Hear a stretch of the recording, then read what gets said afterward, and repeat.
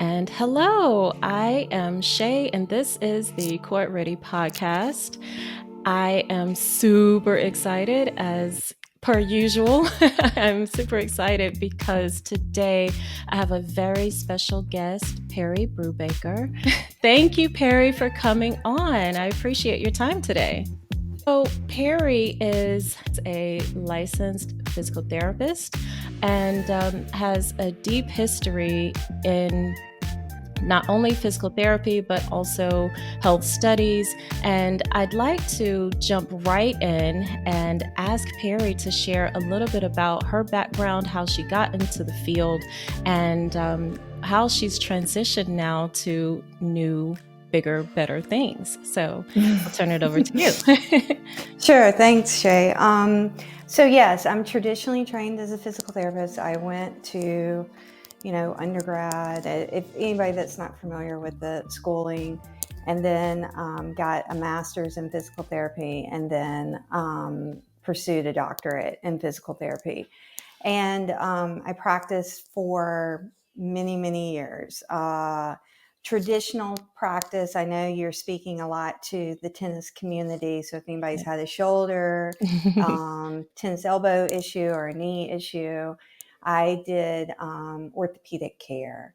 Okay. And I did that for many, many years. Somewhere around year, I don't know, maybe let's just say 15 of practice, I started to notice that particularly my first population that I was noticing was that in women who were approaching middle age, and I'm going to say, late 30s was the kind of entry into it. And then as they got into their 40s, that they just were unable to finally get over the injury. Yep. And so I just started putting some things together. I was did a lot of work injury management early in my career. Okay. And you kind of view things as trends and populations. Right. And one of the things in population health that you think about is how your health is affected where you live, work, and play. Okay. So I understood very, very well how your health is affected at work. Right. But I was also seeing how people's health were affected by how they live and how they play. Yes.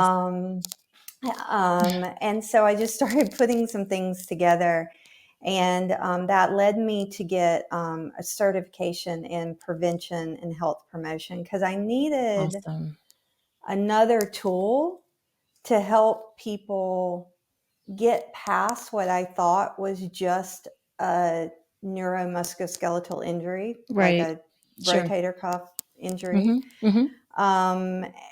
And then after going through that extra training and that certification, it allowed me a system to use. So now I approach all musculoskeletal issues through the lens of health and well-being. And that's led me back to working in populations. So I no longer see people on the individual level. And I'm working with populations now through nonprofits, local organizations, and employers. So that's what I do. Wonderful. Wow. And it's so perfectly aligned because I have, as you may know, I've been on a personal quest and journey to identify some of the extra or, outside of the direct cause of some of these injuries. And as you mentioned, many of them I've noticed just in friends and even myself that, they tend to linger for an extended period. And, I just kind of guessed, I guess, that, perhaps there's something a little bit more to the story. And just over the past year, I've learned a great deal about health. And, some of that has to do with, personal life experience, right? So, Hmm. having being at that stage of life that you described, over 40, you have family members that are, encountering health challenges, and friends who are encountering health challenges. And, you just kind of look up and realize, like, there's something a bit more to this story. So, yeah. Yes, yes. I think to elaborate on that, I think what we're told, just mainstream, Hmm. is that you're getting older, so Yep. it's kind of normal to have a Right. lingering issue, and it almost is like, I think about the tennis community, a badge of honor. I'm Right. 45 and I'm still playing with this knee thing. And my Hmm. my favorite thing about pickleball is people think it's like you're going to get, like, old people can play pickleball and you're going to get less injured. And then when you see the midlife people playing pickleball, they're still getting injured. And it's Wow. because the older adults have figured out health and life. Right. And that's why they're not getting injured.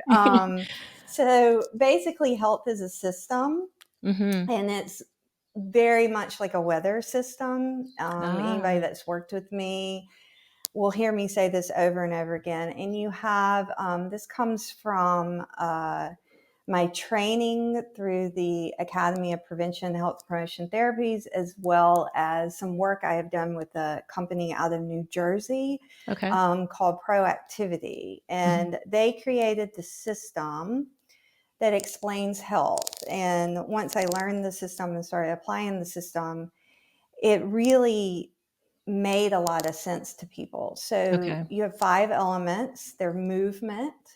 That Okay. would be like your physical activity. Hmm. It's fueling, which would be your Yep. nutrition. Right. It's recovery, which would be sleep and like recovering from anything that's going on in your life, whether Right. it be, um, a Stress. Or, physical stress, like you just ran a marathon, or an emotional stress, or something like that. And then you have endure, which is your stress management. And then you have connect, which is kind of multi-layered, but it's social connections and also a connection back to yourself and hmm. your community. All of those work in a system, Right. much like weather. Like you have humidity, you have, Yes. wind, you have Wind. all Yep. these things that come together that create a hurricane or create a lovely day. Well, Right. all your health elements every day come together Hmm. and create your health and well-being for that day. Right. And so if you're having a musculoskeletal issue that keeps coming back, your elements are out of whack. Something's off. Something's off.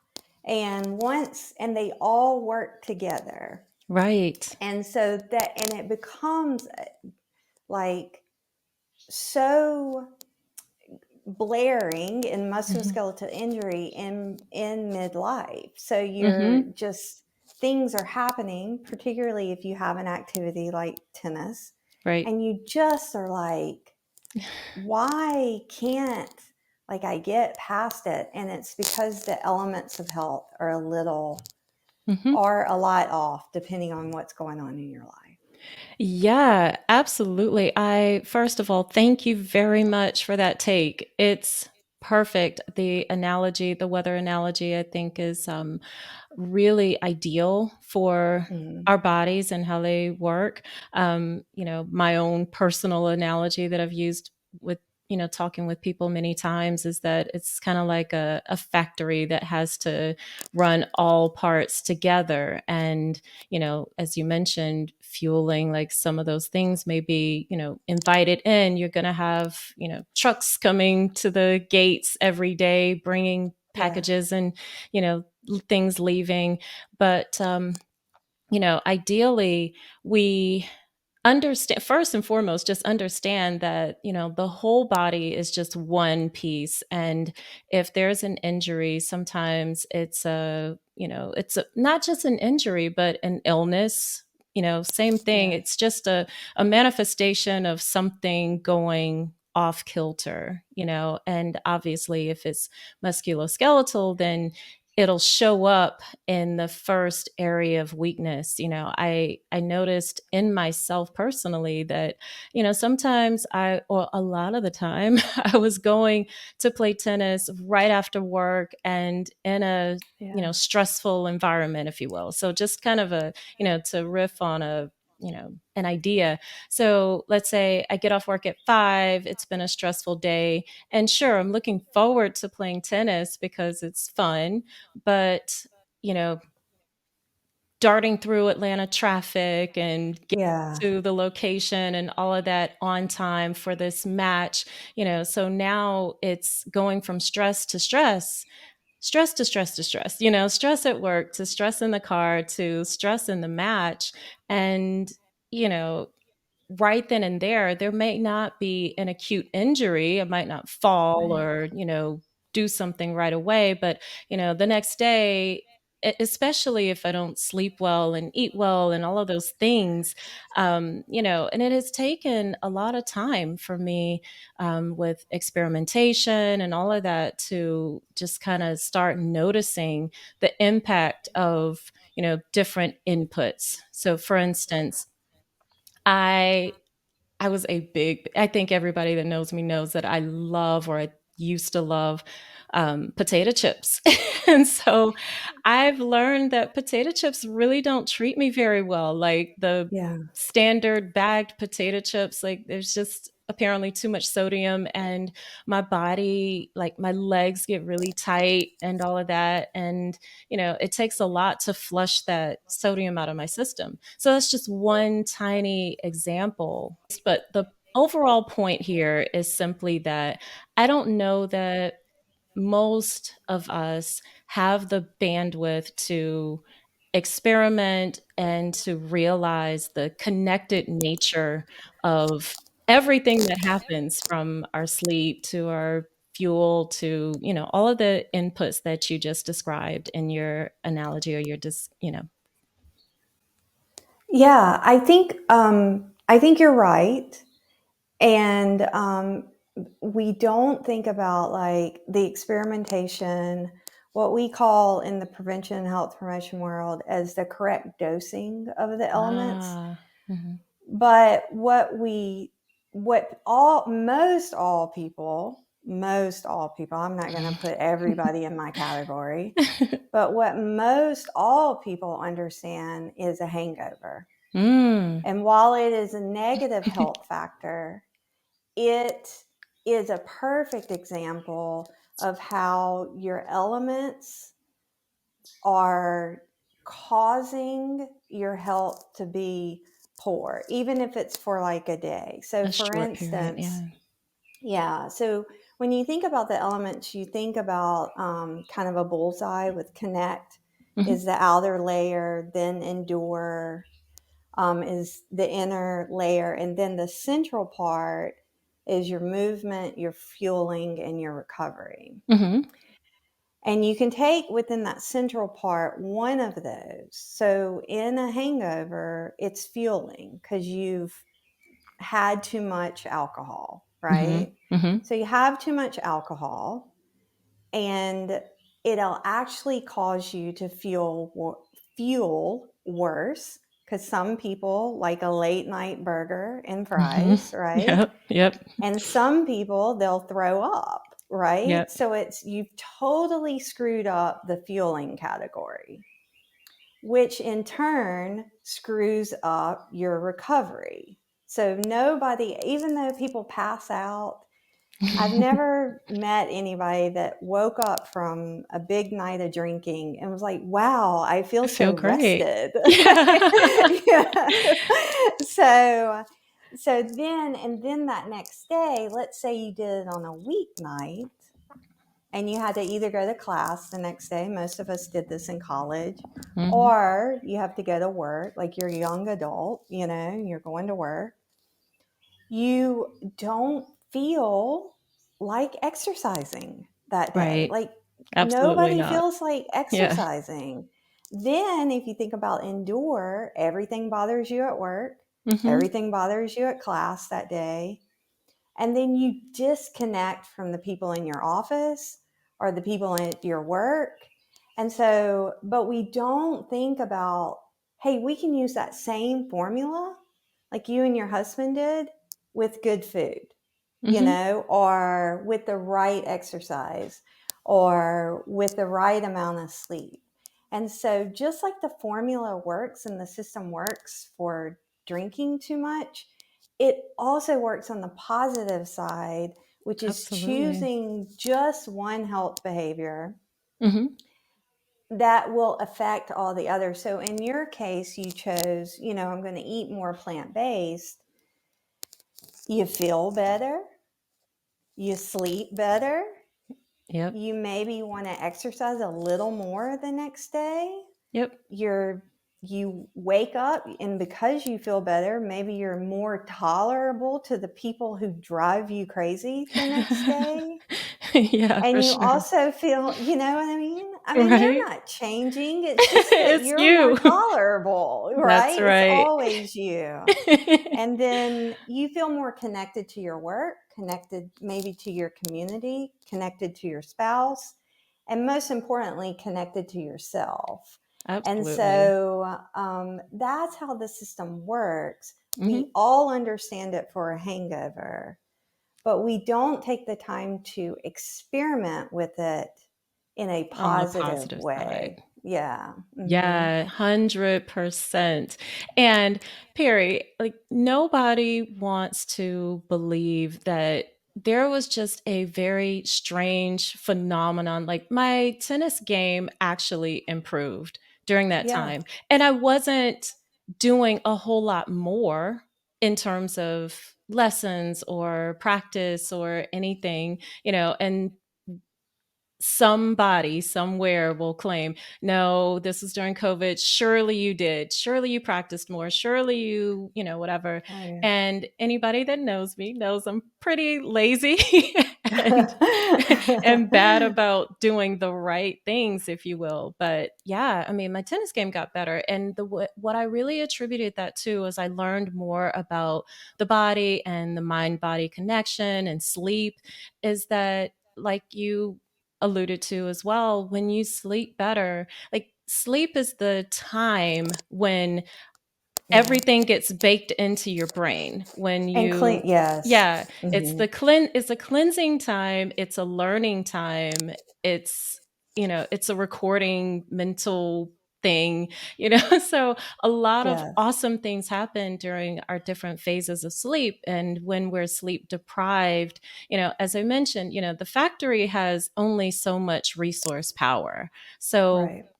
if it's busy doing things like, dealing with the alcohol that we've inundated the body with, or Right. if it's dealing with stress, as we talked about, we're at the stage of life where we've got a lot to deal with. We have kids who have their own physical or mental health issues. There are parents that may have their own challenges or, needing elder care.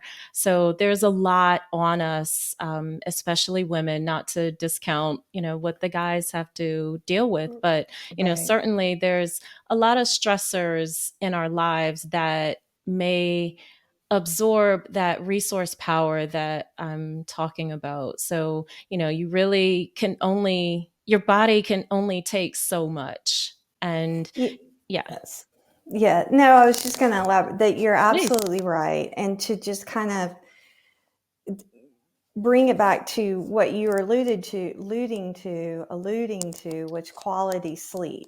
Oh, yeah. So Hmm. when you were eating more plant-based during COVID, yes, like everything got better, because I would imagine if we measured it, your quality sleep, and that would be Yep. REM and deep sleep, or Mhm. non-REM, you'll hear it called non-REM, you are Interesting. getting more of those hours. And when you Hmm. get more of those hours, because your body takes a little bit longer to process animal proteins, not that they're all terribly bad, it takes a long time to process processed foods. Mm-hmm. And it takes even a minute or two or more to process even one drink at night. I see. So when you're hydrating and you're eating more plant-based, when you go to sleep, your body can kind of do what it needs to do to digest, and then it's cleaning your mind, just Right. like you said. And so when your mind is clean, then you're able to perform better, perform in life better, perform in your sport better, Mm-hmm. just perform as a human being better. Should. Yeah. And that's exactly what you were experiencing, because I would guess your recovery got better. Absolutely. Yeah. Mm-hmm. Yeah, 100%. So with that said, I have so many more questions for you. My gosh, we may have to revisit. We have to do this That is again. fine, Shay. We can do it again. Okay, great. Okay, so one that is a natural segue because you Okay. and I have we had one chat one time somewhat about sleep or somewhat related to sleep. I think I mentioned to you that a few years ago, my husband and I also purchased a new mattress after having the old mattress for far too long. So, Mm-hmm. you know, Mm-hmm. um, people probably naturally understand that better mattresses may lead to better quality sleep and so on. But this mattress is of the variety that seems to be able to track or monitor my sleep. And so every morning since then, like I am a data freak. I love Oh, that's having, good. the feedback or, information. It's just information, but I think it's awesome, when I've had friends, just slight aside, when I've had friends that say they want to lose weight or want to, become more healthy, I tell them, you should try My Fitness Pal. It's tedious at first, but it brings you a level of awareness about what you're eating, what times you're eating, and all of the components that you would not have had otherwise. So when you start to become aware that, okay, I only had one serving of potato chips, but it was X number of, grams of fat and whatever, and very little on the positive side, then it's like, oh my gosh, did I really need it though? Was it Mm-hmm. even worth Mm-hmm. it? So Mm-hmm. okay, back to the sleep factor. I started noticing that the competitive part of me wants Mm. to do better, wants to sleep better. So, and it would give me a little bit of feedback, and you offer it. Just it asks a couple of questions like, did you eat within 2 hours of sleep? If Right. so, was it a meal or was it a snack? Are you menstruating? Did you exercise that day? And if so, was it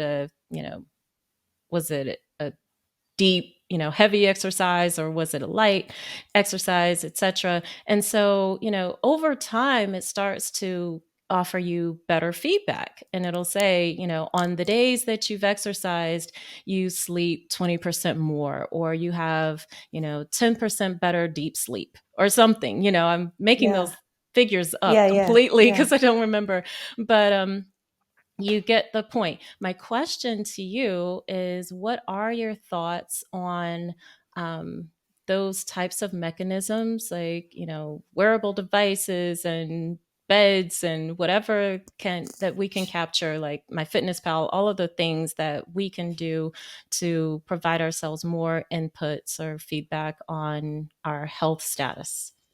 Sure. You first of all, you hit on a very important term that I pieced together, and I call it. My goal is for people to achieve what I call health awareness, Hmm. um, and so it's not necessarily that you're of perfect health.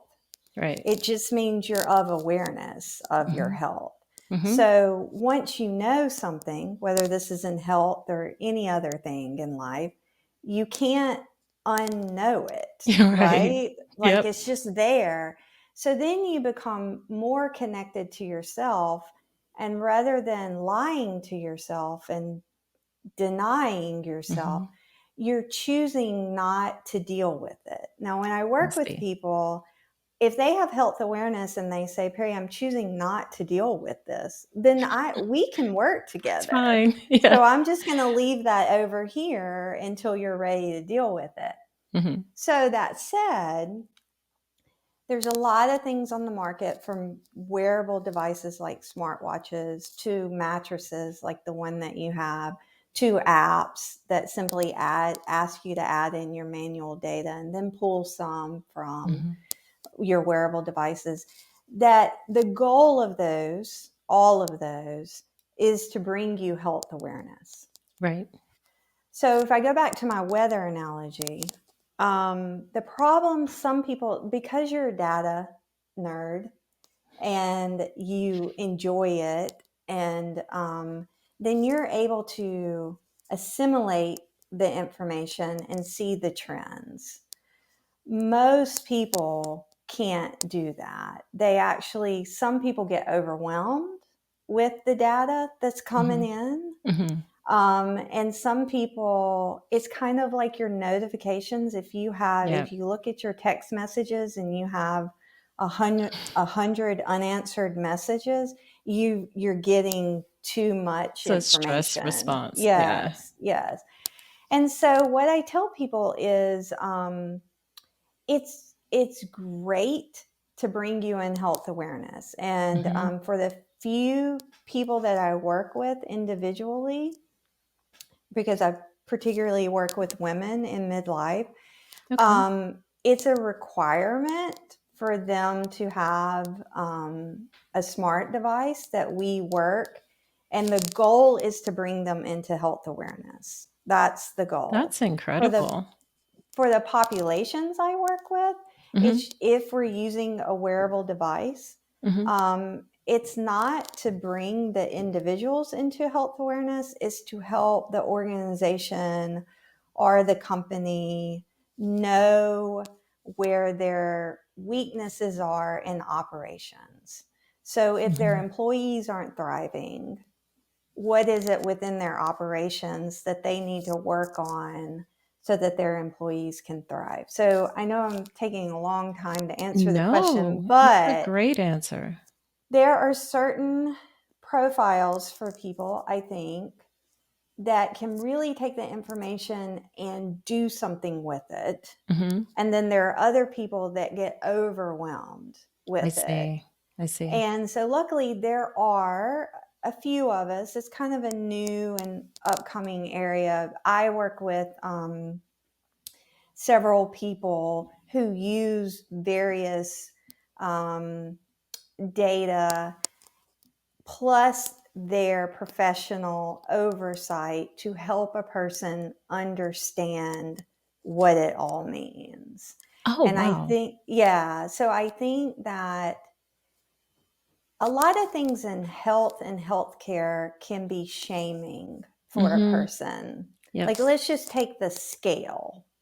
The scale for Yeah. me doesn't, it's just, it doesn't make me Not good feel one way or information. the, Yeah. I'm just like, Oh, I see. okay. Yeah. Yeah, I'm It's just just a like, fact. It's not whatever. a yeah, it's not a triggering It's thing for you. nothing to me Yeah. at all. It's nothing. I can't even, like, it's just nothing. Mhm. Um, for some people, it's traumatic. Yep.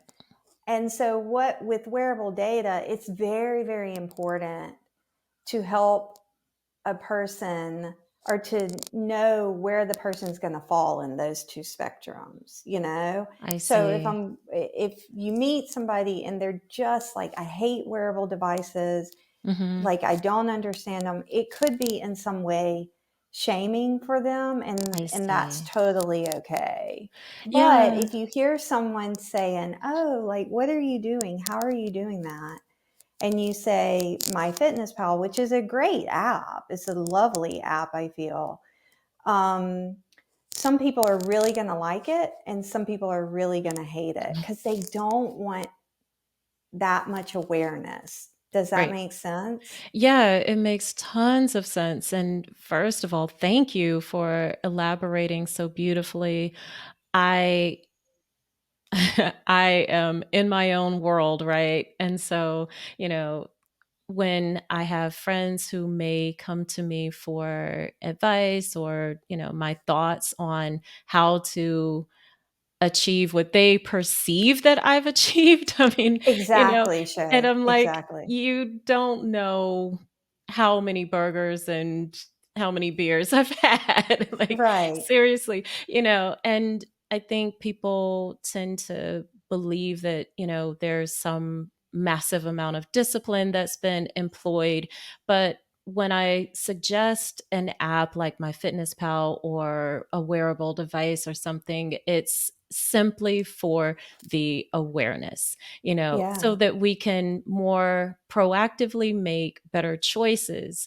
And then it's like the choice is separate from any social or emotional things, like there was a time when probably I too, I mean, there was a period where I wouldn't say I was necessarily afraid of the scale, but we weren't friends. I would pass by Yeah. and I not mean, I think speak, any you woman in know? her 20s, yes, any woman in her 20s is afraid of the scale, right? Right. And now, like you said, I mean, and it's not because I am at some perfect weight or whatever. I just don't care anymore.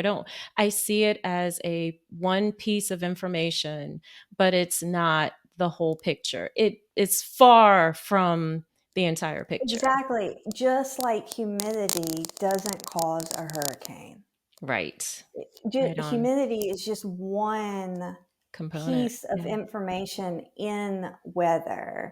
The scale is just one piece of information in your health. And so, as long as people can do what you do, I mean, you're just willing to see it and experiment with it. Some people need a professional to say, okay, that's not important. That data that you're seeing, Yeah. that you're wrapped around the axle about, is not important. What you need to be looking at are these things. Hmm. And then you help them dose.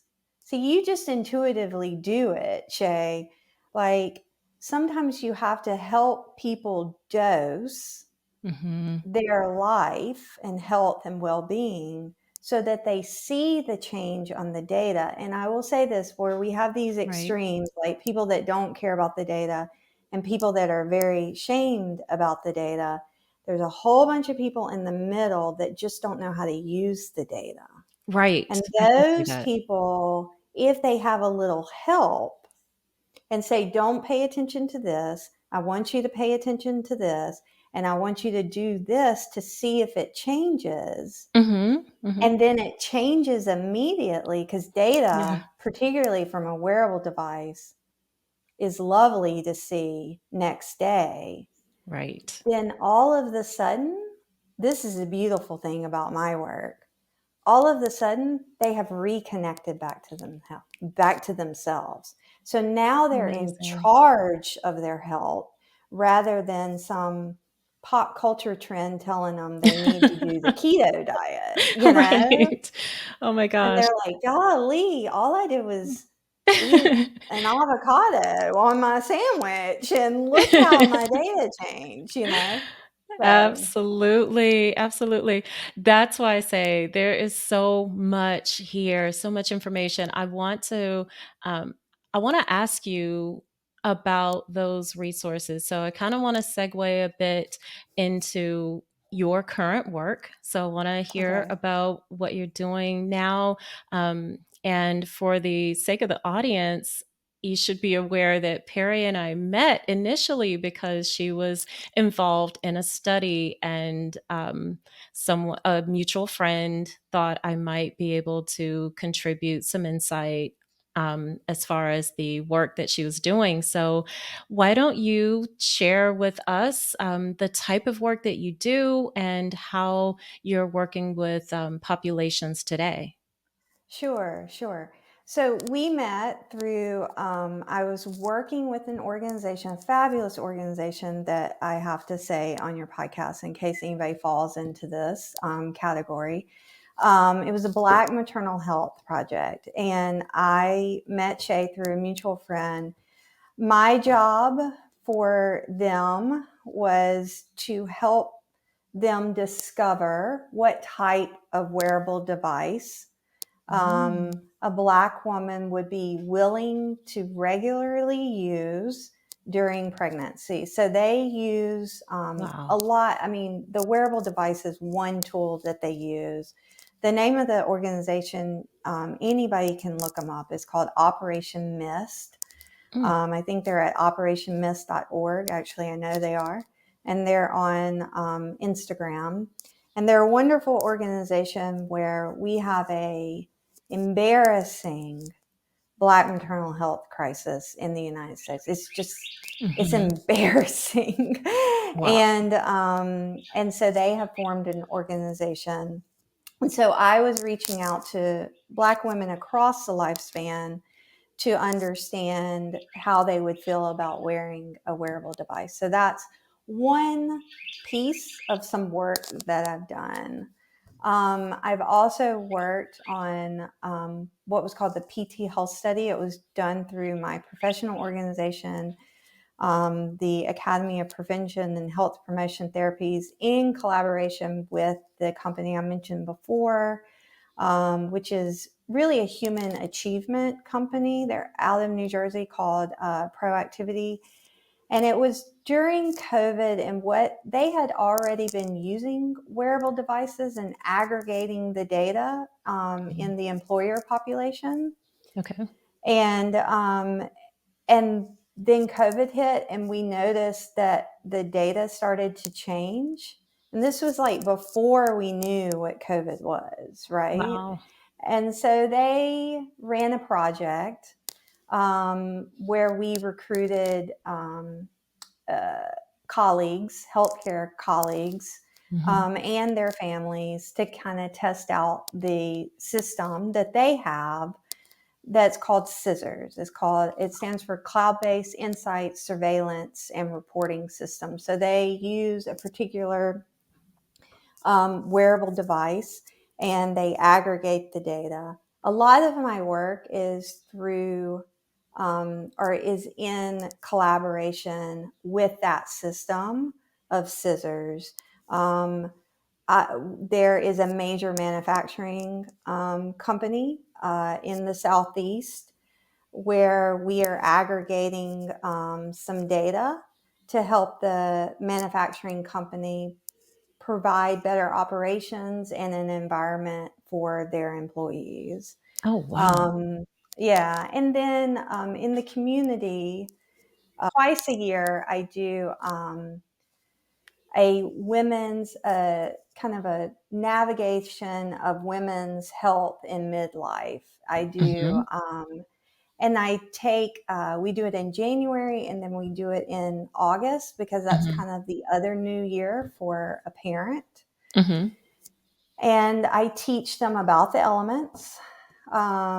They don't necessarily have to have wearable data. And I just teach them the system and teach them to be reconnected with themselves Hmm. so that they can thrive later in life. One of the things that we haven't mentioned that makes midlife complex, Yep. not necessarily complicated, but complex and layered for a woman in midlife, is that during this time of life, whether she's working or working only at home as a primary caregiver to Hmm. either her children or a parent, um, is that she's also going through a hormonal transition. Right. For sure. And that creates kind of that, if you think about your health elements as a system, Hmm. it changes the system. So it's like a certain weather pattern, you know, and so it's creating a certain pattern. And Hmm. what we think we know about health, let's go back. This is a perfect example. You actually give a perfect example of leaving work, maybe a stressful or busy day at work. Let's just say busy day at work, Mhm. getting stuck in traffic to try to get to the tennis court. And tennis is, an intense game, both emotionally and physically, when what you really needed was just a nice stroll outside that day in Right. order to use your movement, your physical activity, as a way to help you recover later Mhm. that day. So, what happens with the women is they're kind of in this vicious cycle due to their physiology Mm. over what they can handle. Mhm.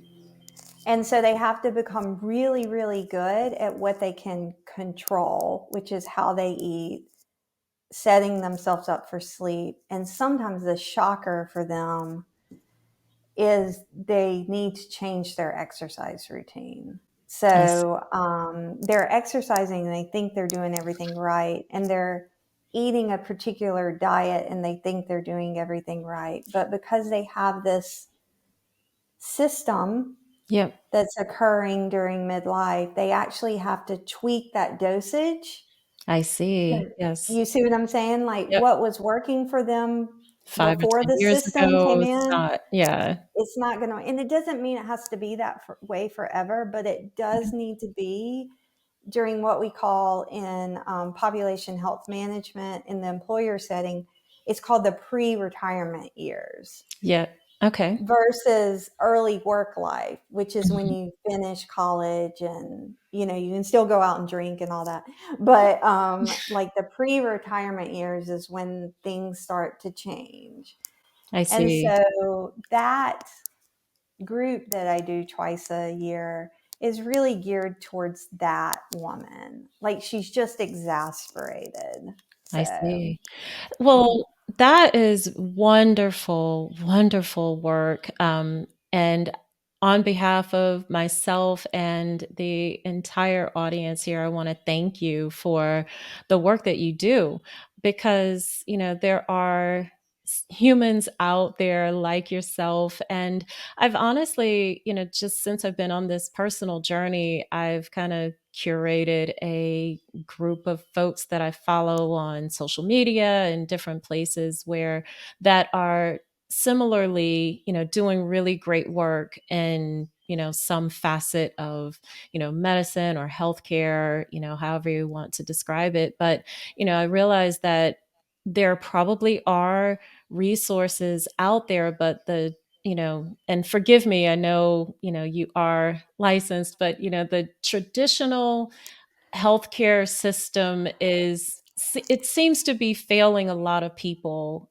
because whether it's a cultural thing or I don't know, but we just seem to be more reliant upon our doctors' opinions than we are on our own. And obviously, like I said before, alluded to before, most of us just don't have the bandwidth or the interest that I do to spend my, right. personal time.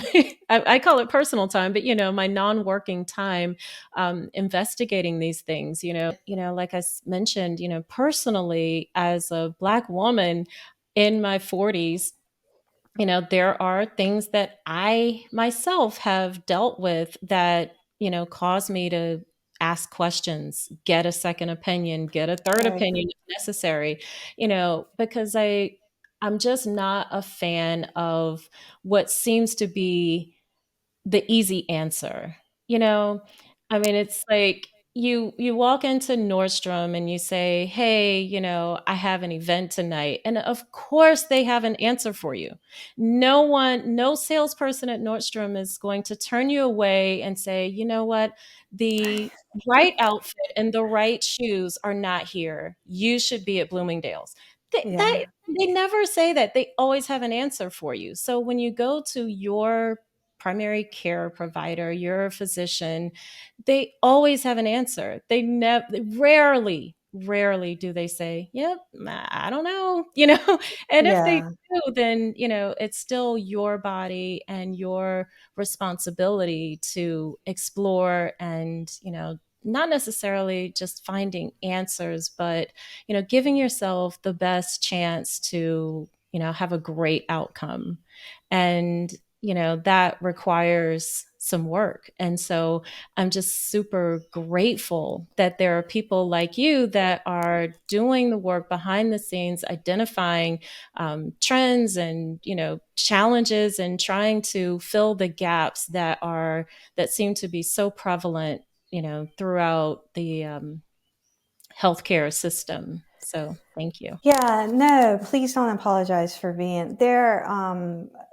It's not offensive to me as a licensed healthcare provider at all. Our healthcare system is terrible. I mean, like A lot it of can ways. be terrible, particularly for certain populations. Hmm. Um, and so, the couple of things I want to mention to I love that you compare it to Nordstrom, because Nordstrom is a lovely experience. I mean, like they even have that, like their women's lounge is lovely, Right. So, I mean, like if our healthcare system could strive to Be be like that. Nordstrom, No that would kidding. be like you could go to the cafe first and then like go to the lounge and hang out, and that That would be would be lovely. great. And yes, yes. And there's so many layers to that as far as reimbursement is concerned in the healthcare Mhm. system versus, what's going on at Nordstrom. But there's a couple of things I just wanted to say. To navigate the healthcare system is hard. Mhm. To navigate the healthcare system as a person of color Mhm. is, I don't even know it's like, it's not even difficult. It's nearly impossible. Yeah. And then when you do find somebody that you like, there's another barrier that you have to overcome, which is most of the studies have been not done on people of color. And Right. so they're mostly done on white, young Mhm. men. Mhm. And so it there is one of the things that came out of COVID for the healthcare system, I think, is we kind of catapulted to virtual care, Uh-huh. which Right. is different from telehealth care. Telehealth care can be still bad care just over the internet, Right. Certainly. You got the same provider that's not hearing you, Yep. but you just don't have to sit in the office for an hour. You get to sit at your house for an hour. You're still waiting an hour. Exactly. No Um, kidding. but with virtual care, um, there are some companies that I think are doing some good work. And for women of color, there is a company called In Her Hue, or Okay. either Health in Her Hue. I can't remember. In Hue, I Mhm. mean HUE, like the Got it. color of your In her skin. you. Mhm. And she has created a platform where you can find a provider that looks like you Wow. and identifies like you. And Mhm. that, I think, has been one of the beautiful things that have come out of COVID as far as healthcare is concerned. Certainly. Um, the other thing is, I do think there is a desire for people to understand their health better, so Mhm. that when they go to their healthcare provider, that that they have a conversation rather than get a lecture.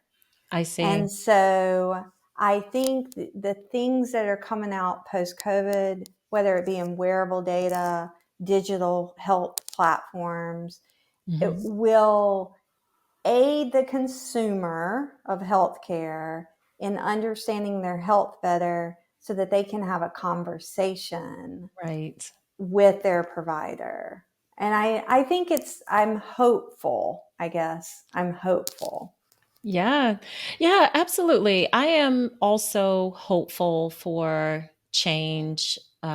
I know that it may take a lot of resource and a lot of time, but as and that's part of the reason for this podcast, right? Is to, Yeah. help share not just ideas, but resources, real tangible resources that people can leverage. And if nothing else, just build awareness that there's something more out there available than just simply find a primary care physician that's in your network and go visit them and Right. accept whatever they tell you and go home.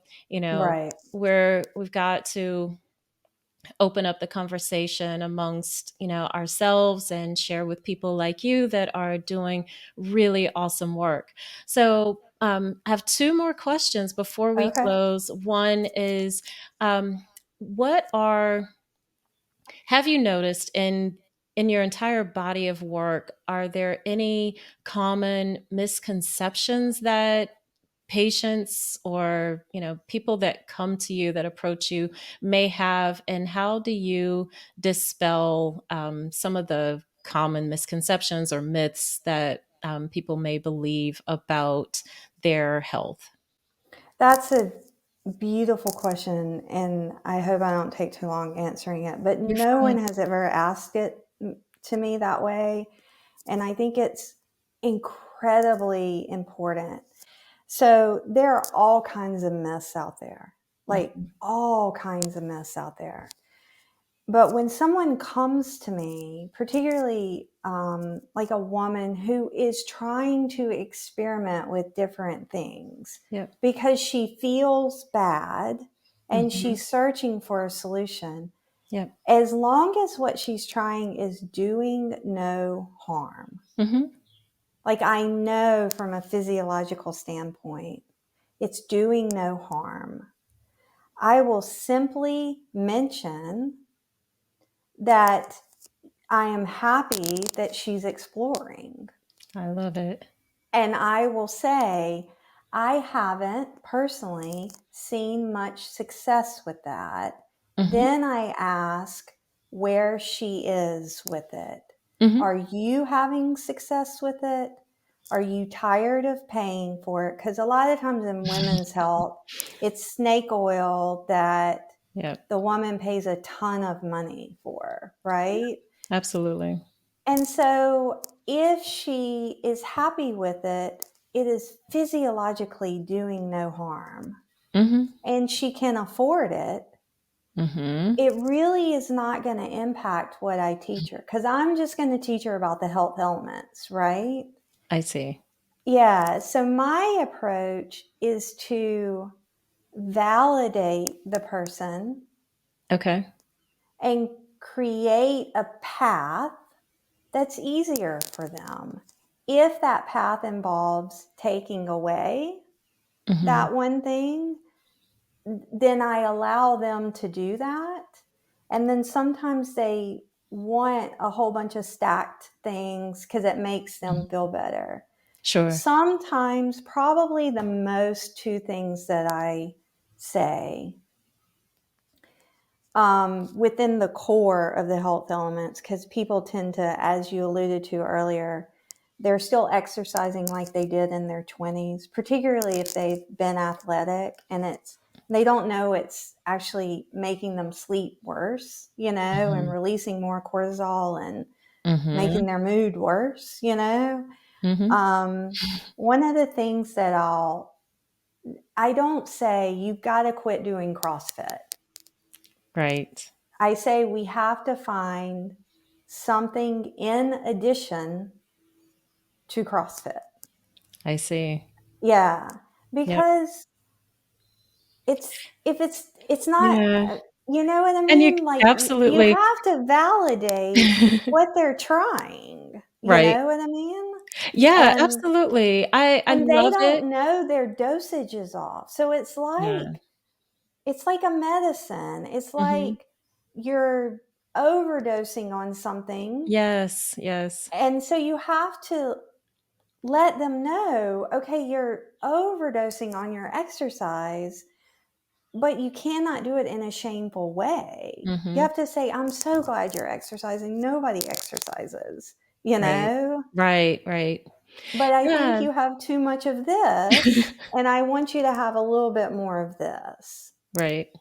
Yeah. I don't, even for me, there's like, I'm sure we've all been guilty of receiving a piece of information that we didn't quite know how to process or what to do with, Yes. or maybe we just didn't desire to at the time. And the example that comes to mind is recovery, that recovery is equally as important as the activity, whatever that is. Yeah. And I'm only respecting that concept recently. And here I Yes. am, at midlife. I could have been doing this years ago and I would be Right. miles and light years ahead of where I am today health wise, I think, Yeah. and I mean, I feel pretty great. Okay. So it's not about me. What I'm saying here is that, early in our chat, you kind of touched on the compounding effect of poor choices versus positive choices. Right. And I Right. just don't know that we are, like, you talked about dosages, and I think it's a really crucial point to be made here. And I fully appreciate and respect it.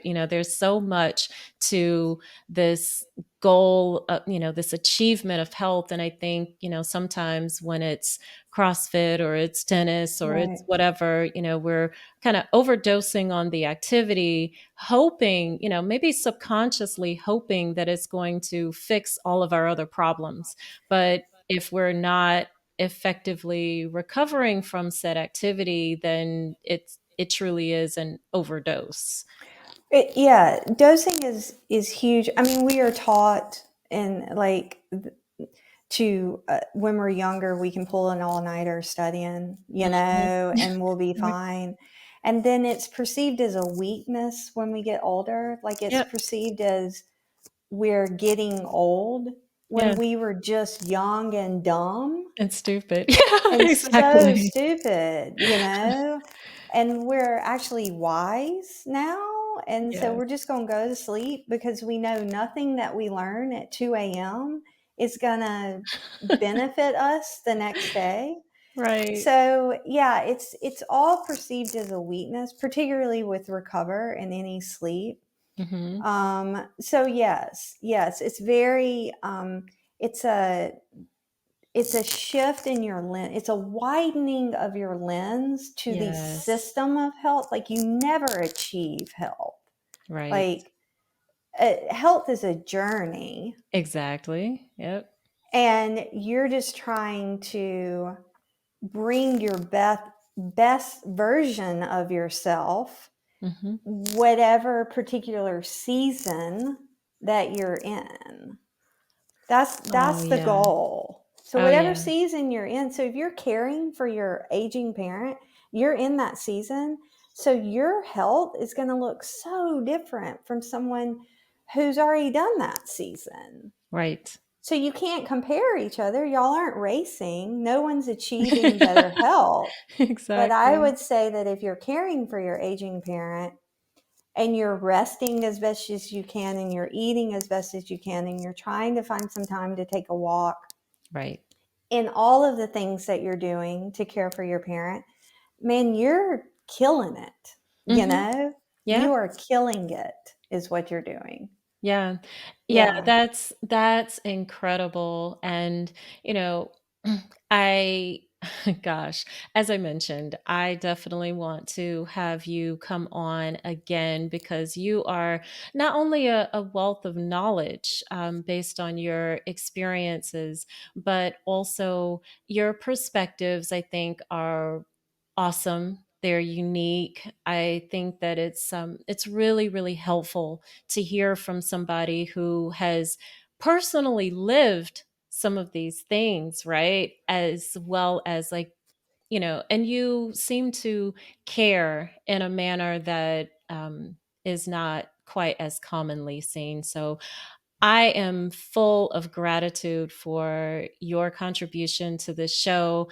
And I want to give our listeners an opportunity to find you Sure. online or however. So if you could please share the best way to find you. I have, as you probably know, I've kind of binged on some of your LinkedIn content, Right, but I'm right. sure you have other content out there with additional perspectives that people can follow. So if people want to contact you or find you, how do they do that? Yeah, sure. I would say I'm most public for the community on Facebook. Okay. That tends to be where the population that I work with is.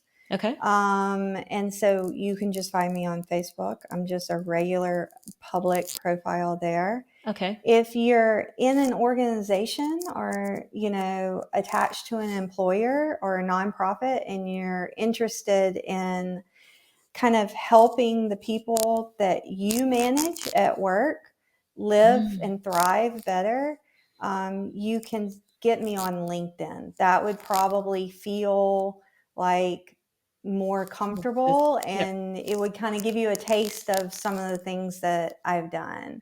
Okay. If you want to just reach out to me, there's an email. It's really easy to remember. It's just a simple Gmail account that I created, and it's called Brubaker Health. So you can email me at brubakerhealth@gmail.com. And if you're interested in my women's group that'll start up in August, I can give you some information there. Or if you have just general questions or kind of need help navigating maybe who you should be connected to, I'm happy to do that as well. Awesome. Awesome. Yeah, Awesome.